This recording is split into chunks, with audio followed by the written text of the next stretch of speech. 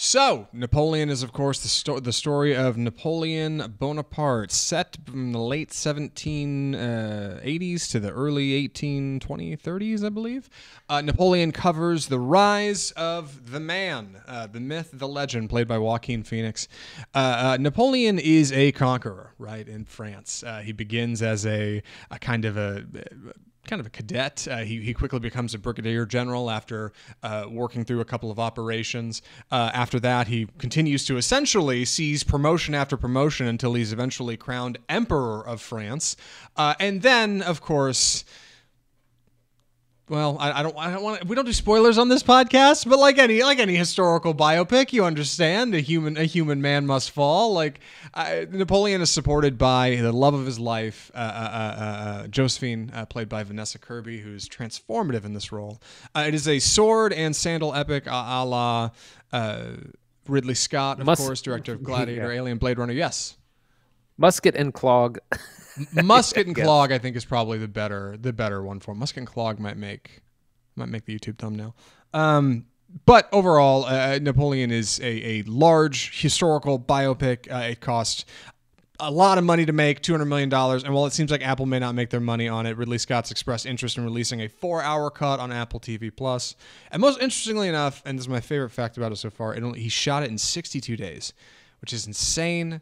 Stanley Kubrick spent decades researching Napoleon to make a feature. Other artists have tried and failed, and Ridley Scott makes this thing in just over 2 months. I don't believe it. Andy, what do you think of Napoleon? Overall, I enjoyed it. I think a lot of it really works. It's great to see Ridley Scott back at the helm, and I mean, he really knows how to shoot a movie, and these battle scenes are long and very well choreographed, and there's a ton going on. And I was listening to some interviews with cast and stuff, and apparently, he shoots things live. So he'll when Joaquin Phoenix is walking through the camp, there's cannons going off as they're recording, and whereas a lot of productions, they would be like, well, just imagine that there's booms here and there, and we'll add it in post. And he really wants his actors to feel it, and he'll do real long, 8 to 10 minute takes, and it really gets his actors into that feeling, and that comes across on screen. Like a lot of his other films, the action is top notch. The battles are brutal. They don't really explain too much of what's going on, but you got horses on this side and horses on that side, men with sabers and soldiers. You don't need too much explanation. It kind of falls short a little bit on the narrative. It focuses a lot on the relationship between Josephine and Napoleon, but it doesn't really, what's it trying to tell us, or where do we really want to get with these characters? We don't get a lot of insight into the man. It's not really a biopic. It's more like, come look at all the Napoleon battles that he won and or lost. Yeah, so it's a mix. A lot of things work, some don't. Yeah, I think Napoleon's biggest pains are in its script, because the visuals are outstanding. The production is fantastic. I've always liked Ridley Scott just fine, but this and his last feature, The Last Duel, have really turned me on to his ability to choose perspective, in what he presents to the audience. Last Duel especially, I mean, God, there's 3 of them, right? And it's very explicitly showing the same situations from 3 different perspectives. Scott really can put his audience in whatever seat he wants them to be in, whether he's on Napoleon's side or whether they're against Napoleon, whether they're rooting for Josephine, his lover, or they don't like her. And this film, really interestingly, it seems like it takes more from historical fact and draws from his letters to his family and brother, and of course to his lover and back, to just kind of present what we know of the man, rather than put you on his shoulder and have you go with him on his adventures. You never really get inside Napoleon's head. If anything, I think you find out more about him through events that transpire rather than how he feels about those events, because what you find is our Napoleon, while he is of course a conqueror on the battlefield and a brilliant military mind, is kind of a soft boy, and there's a lot of jokes about that from in history, political cartoons, and people know him to be a rather short man, have a Napoleon complex, right? And this movie manages to do a really good job of stepping into that space. The problem is, I think sometimes it stands so at odds with the incredible battle sequences that it slows the movie down and it feels odd. And I think a lot of audiences have walked away feeling like, yeah, parts of it are really fun. Other parts are slow or weird, or I didn't get it, or they're, explicit. What do you think, Andy? So one thing that I've learned and read and heard in some interviews was that the scenes, like the more political aristocrats talking scenes, a lot of that is not only improvised, but they didn't really rehearse a lot of it. They, of course, learned their parts. Like I listened to an interview with Vanessa Kirby where she says, they learned their parts and their lines, and they did a lot of research separately, but they never rehearsed together until it was just the time to shoot. And then they would just shoot. And then there's a number of times where they just improvised. They had guidelines and then improvised a scene, and they would improvise for like 5 or 10 minutes. And Ridley Scott would maybe take 1 minute from it. So it kind of gives it a strange life to it, because there's a couple of things where shocking things going to happen on screen, and you can tell the actors on screen are shocked, not just the audience.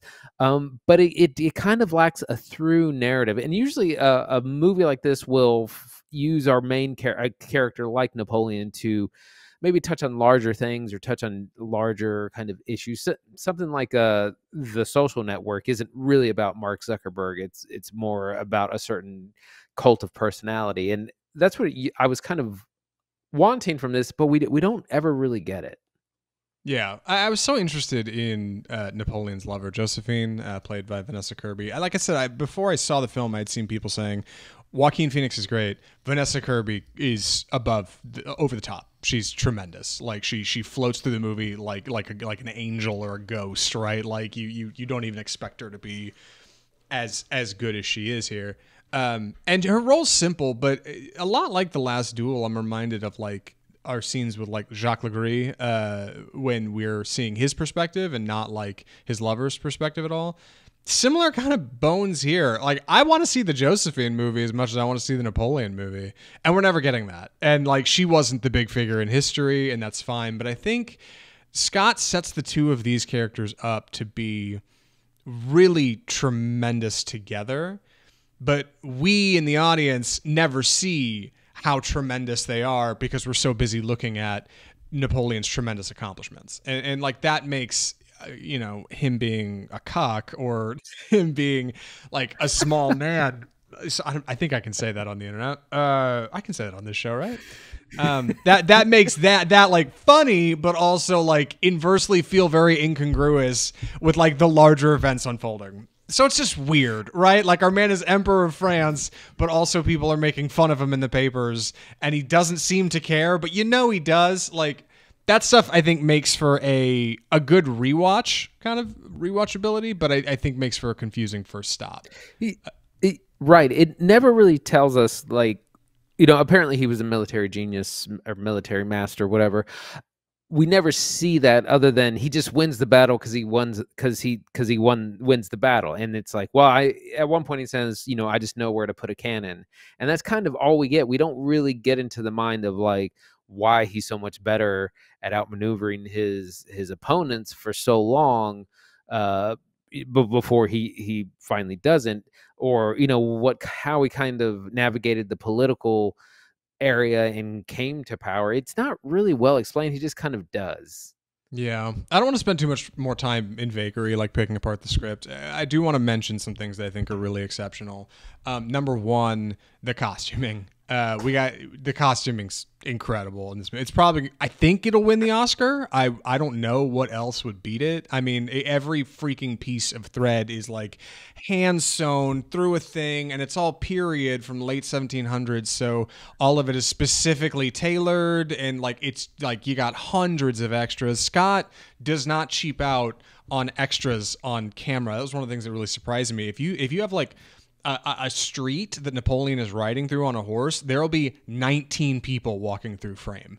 If you've got a battlefield, you'll copy and paste platoons and units, and CGI them all in there. Sure, that's fine.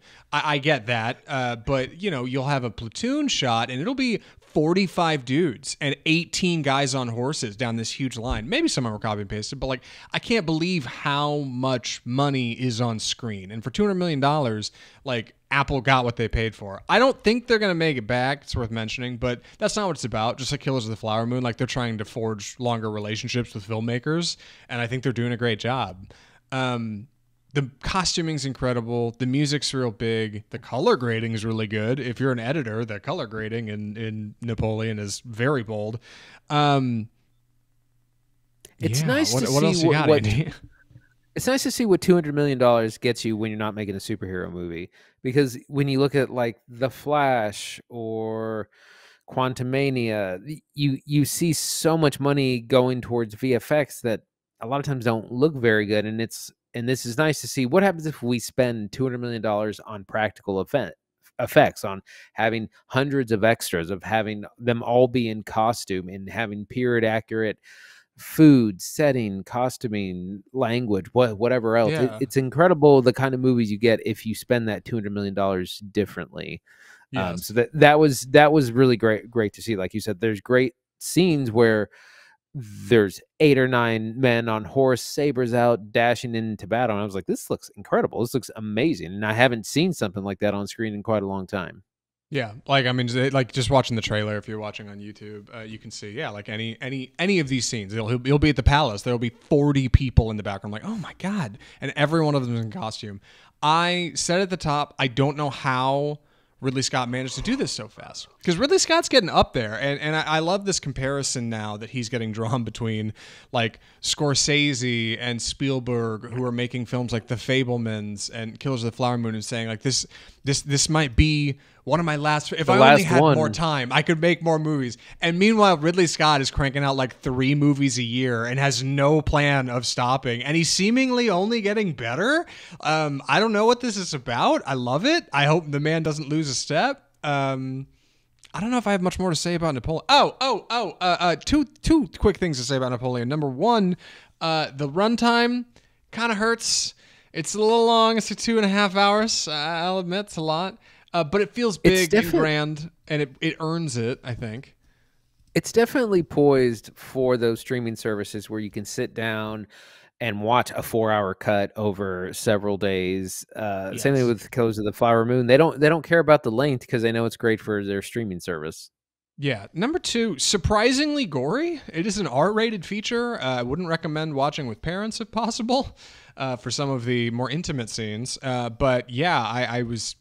it opens with a beheading, which I think is smart and sets the tone for what's to come. The idea of a leader, a ruler who will fall, right, in probably graphic fashion. That's good stuff. Real smart, real sharp. 2 questions for you, Andy, before we wrap. 3 questions for you, I think. Number 1, any other thoughts? No. Continue. Number 2. Interestingly, Zack Snyder had the 4-hour cut of Justice League came out, and we watched it. Will you be watching the 4-hour cut of Napoleon? No. Like, it was a struggle to get through the 2 hours and 40 minutes that it is. I'm not adding in another hour and what. I don't know what more I'm gonna get out of it. I think I would watch it, and I'm curious if this will influence our recommendations. But Andy, would you recommend Napoleon? I would. Definitely big content warning. It is a war film. There's lots of graphic battle scenes of 1800s level warfare. Like I said, it starts with a very graphic beheading, so you kind of know what you're getting into from the beginning. But outside of that, there are phenomenal battle scenes, and it's great to see all the money on screen in terms of extras. And I mean, they use VFX as well. The story, the plot kind of is lacking narratively. It's not as interesting as it could be. We don't really have a deep dive into our character, which is kind of difficult with a historical figure that's so divisive and so biasedly written about. But overall, I'd recommend. I would recommend it too. I think might be my favorite recent Scott film, and I like Last Duel a lot, but man, this played great. I saw it on a real big screen. I went and saw it with my dad over Thanksgiving. Had a great time. I would like to watch that 4-hour cut, actually. I think I'm in the opposite camp. I think I want to go a little deeper. I want to see what didn't get in there, like I think watching something like Killers of the Flower Moon, like I've really starting to come around on the idea that like length is not necessarily something to be opposed to, right? Like in the hands of the right filmmaker, like you won't even notice. And I think Ridley Scott's got something really good here. I do think it's going to be a little divisive because it's kind of feels like it's got its feet in two camps, but like I like it. I like Napoleon, and I'm looking forward to what Scott's doing next. And I if I do watch that firework cut, I'll definitely report back on the show. Woof. All right. My summary movie's done. Sick. Andy's taking Saltburn. But before we get to that, we need to talk about one other thing. Andy, what do we call this segment? It's time for the death of cinema.